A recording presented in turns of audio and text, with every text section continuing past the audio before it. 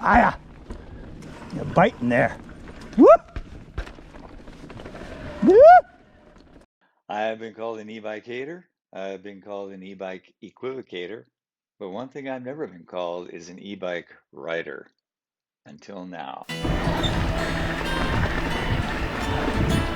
So yeah, here we are in boost mode.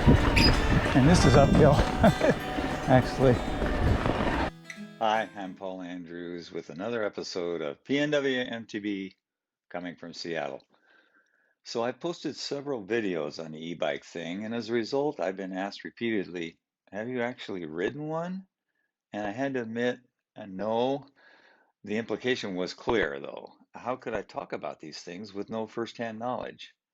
Not that in today's world that keeps anyone from opening their mouth. Be that as it may, I figured it was time to hop on board one of these things and get a real take on what they're like.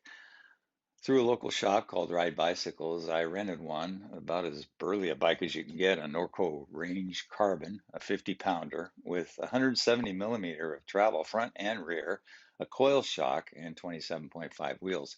This is the biggest, baddest travel bike I've ever ridden, and I'll say this up front, more travel ain't a bad thing to have, especially with a motor propelling you along. Anyway, let's go riding and I'll give you my thoughts. Feel free to chime in with comments below. So here are my first impressions. First of all, it's very heavy, yes. But, you know, I got it on the rack fine. It's actually more of a surprise taking it off the rack because you got that weight suspended and then all of a sudden you're having to lower it. But that said, you don't feel it at all, of course, once you're on the bike. I did pedal it around the lot a little bit and on flat without the battery on. I was surprised it felt like a regular bike. But this is a moderately steep fire road. Probably I'd put it in a 5% to 7% grade. And yeah, I'm just ripping right up it. I started out in eco mode. Has 3 modes. Eco, the least boost, is the most power.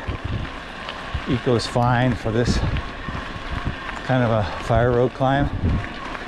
I've already gone over a couple little risers, and it's nice to have that little boost to push you up the little steep parts. But I'm a little puzzled when people say you can get just as much exercise out of an e-bike. I mean, I'm just cruising here, and I suppose if you put it in high enough gear, yeah, I mean, I'm pushing here, and I can shift down and shift down again, but I'm still, yeah, I'm working, but nothing like I'd be doing on my standard bike. All right, so we'll do a comparison here. I'm in eco mode and I'm working pretty hard. Now let's go up to trail mode. There's trail mode. And I gained about 3 miles an hour on that. Now let's go to boost mode. Woo!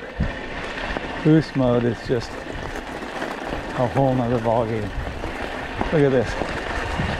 I'm up to 8 miles an hour, and the road is actually getting steeper. I could put it even in a higher gear, 2 higher gears, and go even faster. So I'm double the speed and more that I was in eco mode. And frankly, I'm not working as hard. Of course, boost takes more output, takes more energy from the battery. But like I say, we don't want to get up to the top as fast as we can. Still going up. Normally 17 miles an hour. Now, there is a nice single track trail that takes you up to the same place as I'm headed on this road.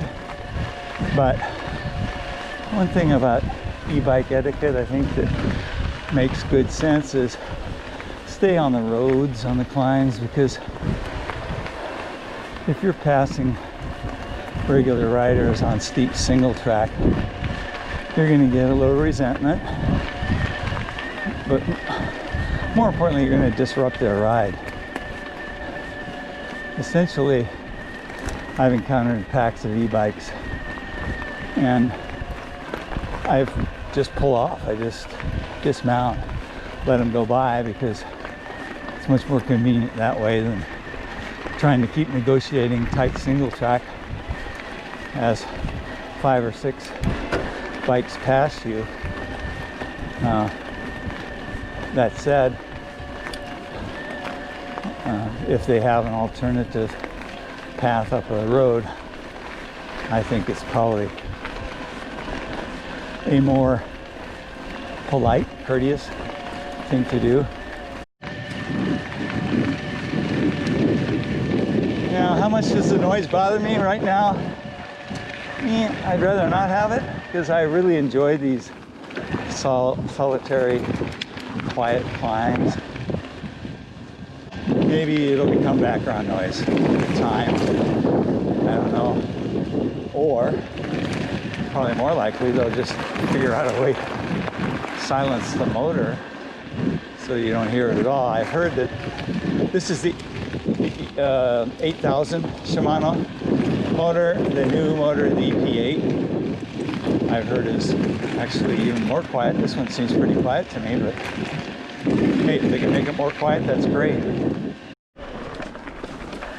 All right, so here I'm on the trail. I'm laughing because I put it in boost mode from eco mode, and in boost mode the thing is a rocket ship compared to eco mode. I just barely have to apply any pressure to the pedals. So I have to kind of get used to this because, you know, I'm overshooting a lot of stuff. It's a totally different experience in boost mode. Damn. Okay, here we go. So yeah, up that little guy, and then it just wants to keep going speed.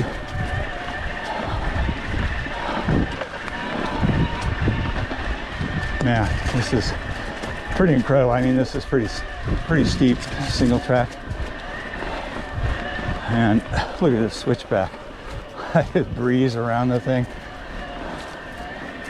And I'm not even in low gear. So yeah, it's a big difference, all right. Yeah, you don't, man, there's so much torque. I'm used to lifting up over obstacles, of course. And you just plow right over stuff. So I'm gonna switch modes back down to trail, which is the medium mode. I think going down, I'm not sure I want the full torque. That's how you switch. There's a little toggle switch over here. You go up and it changes it to boost. You go down, it changes the trail. You go down again, it changes it to eco. And like I say, I'm going to try trail.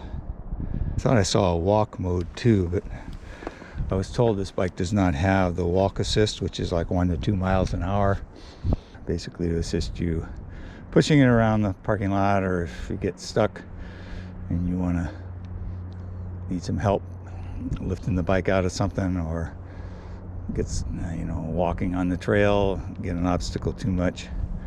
So the walk mode is helpful.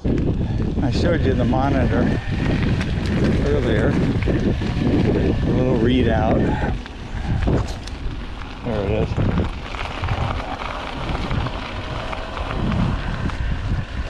interesting. I can see right now it gives you the speed and then what mode you're in, as far as I can tell, and whether you're on off. I can see these things getting a lot more features. Tell you what your average speed is, tell you how far you've gone, tell you your elapsed time, tell you your elevation gain. You know, basically all the things that a web app can do, you ought to be able to stick inside this little computer. So from that standpoint, that's pretty cool. So based on my experience so far on a 50-pound bike, I'm wondering what a 35-pound bike with a motor would feel like. I think you'd get the same benefits, but the question being whether you want them. If I'm riding the kind of trails that a cross-country style bike dictates, I may just want to go with a regular bike. I don't know. On the other hand, if they keep getting lighter and lighter and there's no real weight penalty or other penalty for going e-bike, I'm certain that it's inevitable even the cross-country crowd will be embracing the e-bikes. Okay, so this is the end of the climb to the Tiger Summit, and all riders who have done this climb have come to hate it. I'm not even in my lowest gear, folks, and I'm just rocking right over stuff.